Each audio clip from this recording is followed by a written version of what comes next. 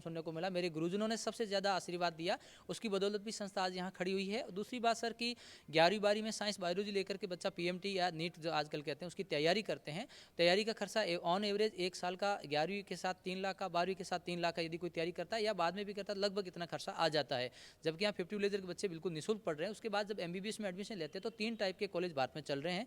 एक बिल्कुल सरकारी होते हैं, उनकी फीस जब हम पढ़ रहे थे तब 2000 थी, लेकिन अभी 1-1 लाख रुपए कर दी गई, जो कि काफ़ी महंगी है, जो कि आम आदमी के लिए वो भी मुश्किल है। दूसरा सेमी गवर्नमेंट है, जिसको पीपीपी मोड के कॉलेज कहते हैं, उनकी फीस 6 से 7 लाख पर ईयर होती है, वो भी काफ़ी ज़्यादा है और वो 50 लाख का पैकेज चला जाता है एमबीबीएस कंप्लीट होने में। और एक जो प्राइवेट कॉलेज है वो 1 करोड़ या 1 करोड़ से बाहर के हैं। तो आप अंदाज लगा सकते हैं कि भारत के 60,000 सीटों में से मुश्किल से 20 से 22 हज़ार सरकार की है और 30-1 हज़ार वो प्राइवेट है, ये आंकड़ा है। तो इन बच्चों को पढ़ाने के लिए आप प्रोफेसर इतने मोटे मोटे रकम, प्रोफेसर तो बहुत लेते हैं, महीने के 2-2, 5-5 लाख रुपए कहाँ से लेके आते हैं? सर 10 साल से 50 विलेजर को पढ़ाने का काम मेरा है और मैं physics, chemistry, biology, Hindi, English 10 साल से पढ़ा रहा हूँ।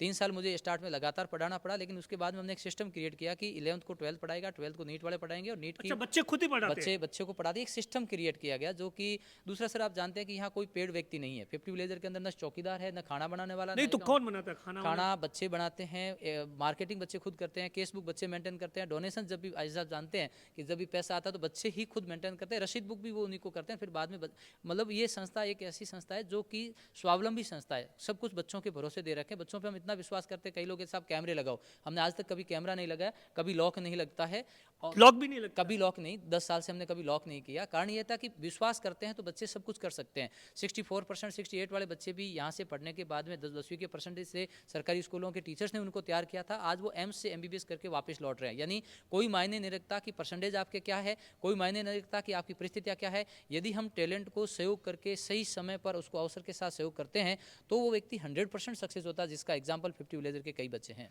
अब देखिए, कुछ ही देर में बाबा रामदेव बाड़मेर पहुंचने वाले हैं और ऐसा बताया जाता है कि धर्मपुरी जी के धोने के यहाँ उनका एक कार्यक्रम है जो कि पहले से तय था। और इसी बीच ऐसी भी जानकारी निकल कर आ रही है कि 50 विलेजर्स पर भी बाबा रामदेव उन बच्चों से मुलाकात करेंगे जो गरीब है, अनाथ है, और यहीं से ऐसा बताया जाता है 40 से 50 डॉक्टर बनने की तैयारी में है, कुछ डॉक्टर बन गए। उसी कहानी को जानने के लिए बाबा रामदेव यहाँ बच्चों से मुलाकात करेंगे और डॉक्टर भरत सारण और बाकी जो लोग हैं उनसे हम बातचीत करेंगे कि कैसे उन्होंने बाबा रामदेव से कांटेक्ट किया और वो क्या ऐसी बातें हैं जो बाबा रामदेव को बताकर इस जो एक मॉडल है जिसे देश में लागू करने के लिए लगातार कोशिश कर रहे हैं। अच्छा सर, किस तरीके का कार्यक्रम है, क्या कुछ है? नमस्कार। बाबा रामदेव जी का बाड़मेर आगमन पर सभी स्वागत करते हुए बड़ा हर्ष का विषय है कि 50 विलेजर सेवा संस्थान के जो टीम मेंबर हैं उनके साथ काफ़ी टाइम से जुड़े हुए हैं चुनीलाल जी गोदारा और हीराराम जी गोदारा सर।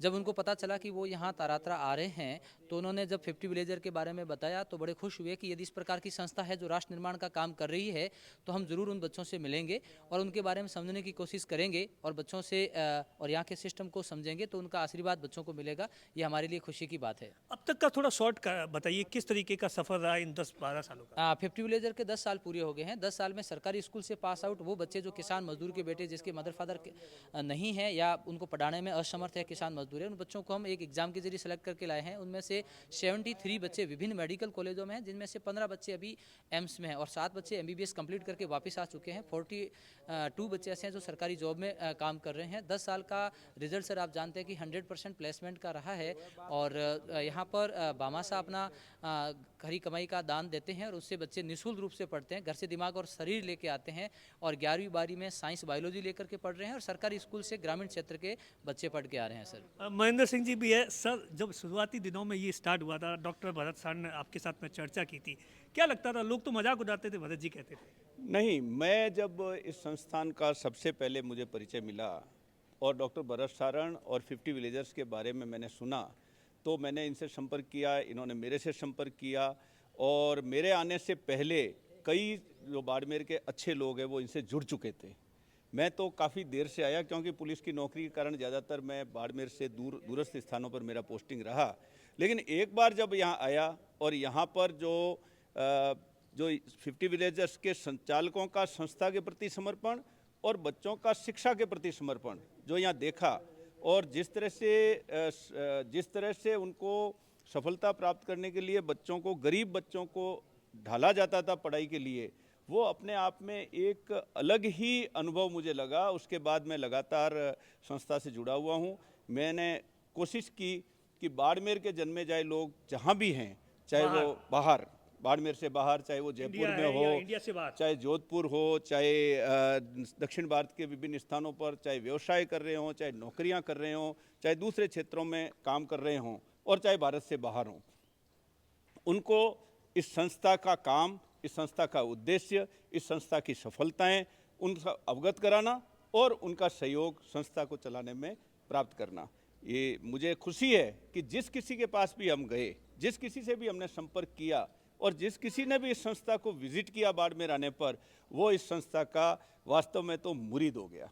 डॉक्टर साहब एक चीज़ बताइए, जब आपने शुरुआत की थी तो लोग क्या कुछ कहते थे? दूसरा मेरा सवाल है कि आमतौर पर एमबीबीएस बनने के लिए एक स्टूडेंट को कितना पे करना पड़ता है? क्या कोई गरीब गांव से आने वाला बच्चा पे कर पाता है? देखो, कोई भी नया काम शुरू होता है तो लोग अपने हिसाब से, अपने अनुभव से बातें कहते हैं, मजाक भी होती है, सपोर्ट भी करते हैं। मुझे सपोर्ट ज़्यादा मिला, मजाक कम। ये बाबा रामदेव इसी मॉडल को जानने के लिए आ रहे हैं, देख रहे हैं कि किस तरीके से एक ऐसी संस्था जिसने गरीब और अनाथ जो बच्चे थे उन्हें डॉक्टर बनाने के लिए ठान लिए।